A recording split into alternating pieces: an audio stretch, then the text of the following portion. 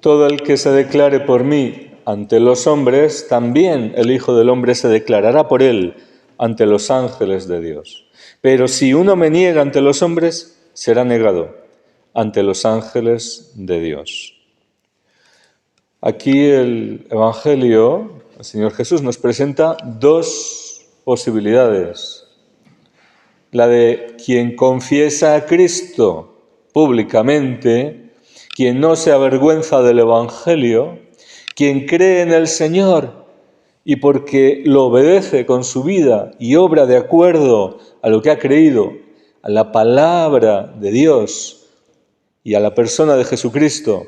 Por eso su vida es conforme a su fe. Por eso su manifestación ante los demás es de acuerdo a Cristo, de quien no se avergüenza. Esta es una posibilidad. La otra posibilidad es negar a Jesucristo ante los hombres.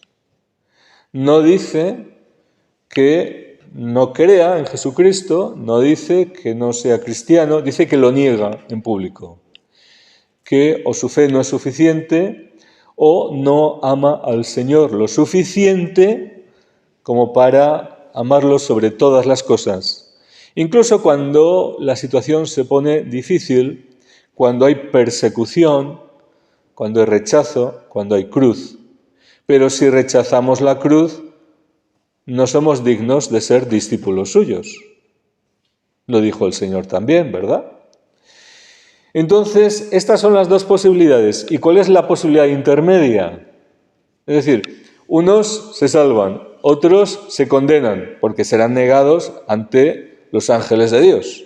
Entonces, la condenación. Es decir, no te conozco, no eres mío, no me perteneces. En la eternidad, tu sitio no es este.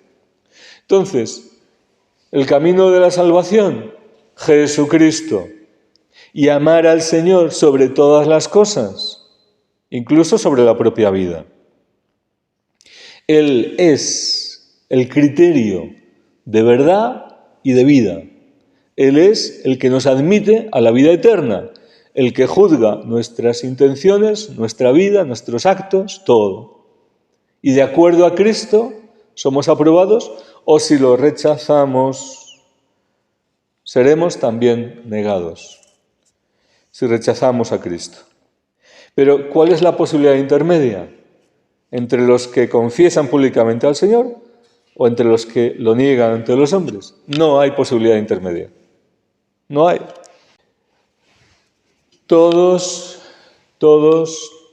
seremos de un grupo o de otro. No hay otra tercera posibilidad. Según va completándose nuestra vida, lo que hay en nuestro corazón, nuestros pensamientos, nuestras acciones, nuestros frutos, nuestros hechos, nos van definiendo hacia un lado o hacia el otro, porque solo hay dos caminos, de vida o de muerte, con Cristo o contra Cristo. Por eso el Señor añade que todo podrá ser perdonado, aunque se diga una palabra contra el Hijo del Hombre. Es decir, si hay arrepentimiento, si aceptamos con humildad la verdad, si reconocemos a Jesucristo, todo nos podrá ser perdonado y encontrar finalmente el camino de confesar a Jesucristo, reconocerlo nuestro Señor, nuestro Rey y nuestro Salvador, y encontrar por Él la vida eterna. Pero añade también, pero hay algo que no se podrá perdonar. Y esto es la blasfemia contra el Espíritu Santo. ¿Y quién es el Espíritu Santo? Es el amor de Dios. Es el Espíritu de la verdad. Es el que nos hace reconocer y confesar a Jesucristo, nuestro Señor y nuestro Salvador. Luego, blasfemar del Espíritu Santo, es decir, rechazar que Jesucristo es el Hijo de Dios, venido en carne y nuestro Salvador, y que en Él está la plenitud del Espíritu Santo y que da el Espíritu Santo, considerar que Cristo no es la salvación y que el Espíritu Santo sería entonces un espíritu de error,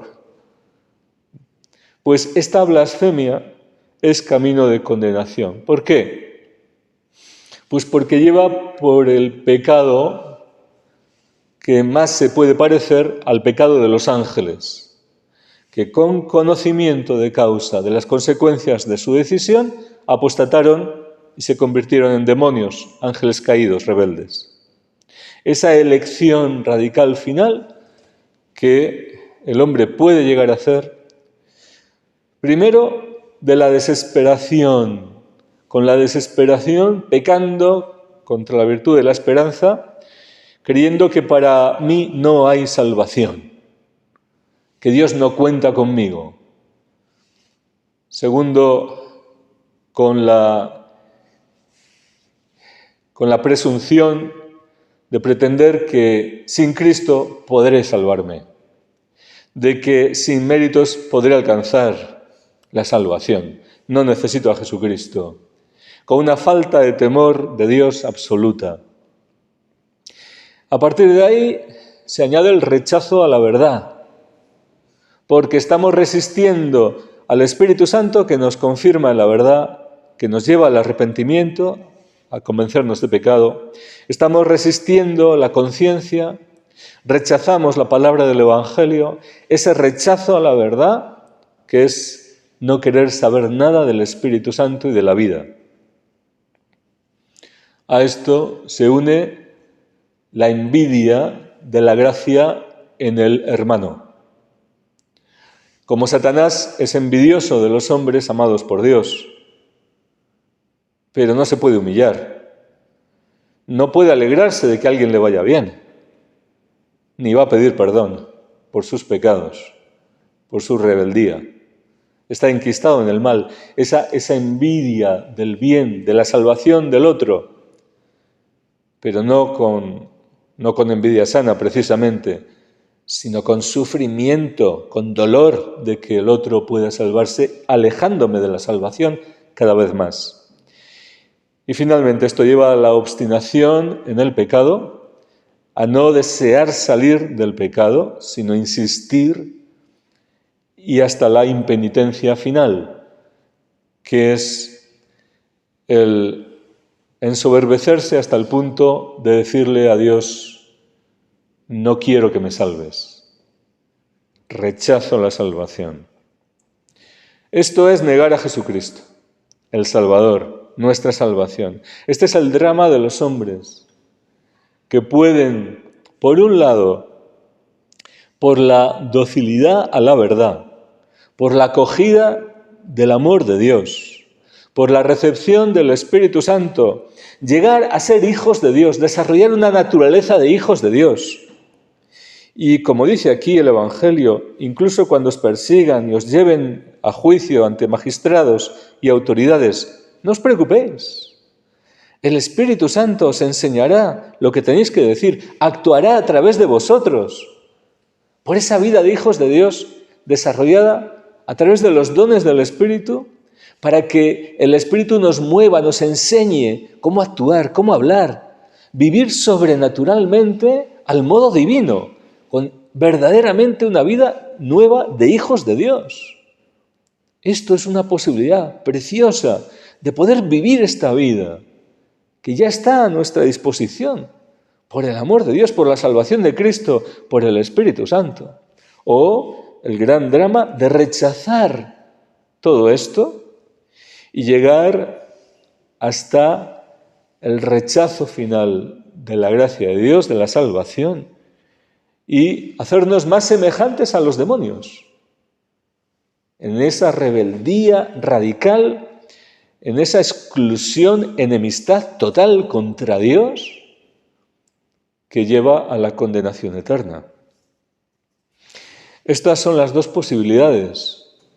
Y ahora en la historia, en cada corazón, se va desvelando este drama de que la gracia de Dios puede hacer maravillas en nosotros y al mismo tiempo que podamos resistir al Espíritu Santo y que en nosotros no solo se pierda la semejanza con Dios y no la recuperemos, sino que nos asemejemos a los demonios. en esta obstinación en el mal, en este ser enquistados en el rechazo de Dios por toda la eternidad.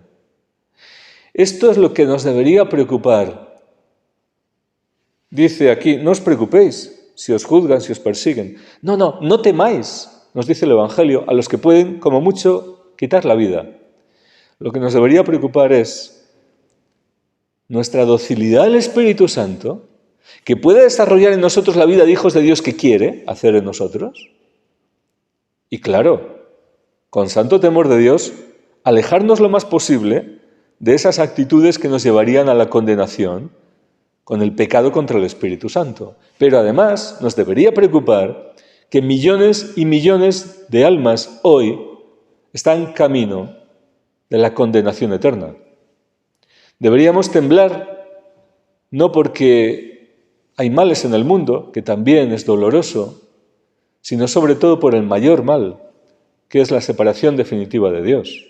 Esto debería conmover nuestro corazón con los sentimientos de Cristo, primero para vivir en este santo temor de Dios, pero también para colaborar con Él en sus planes, porque su deseo es que todos se salven y lleguen al conocimiento de la verdad.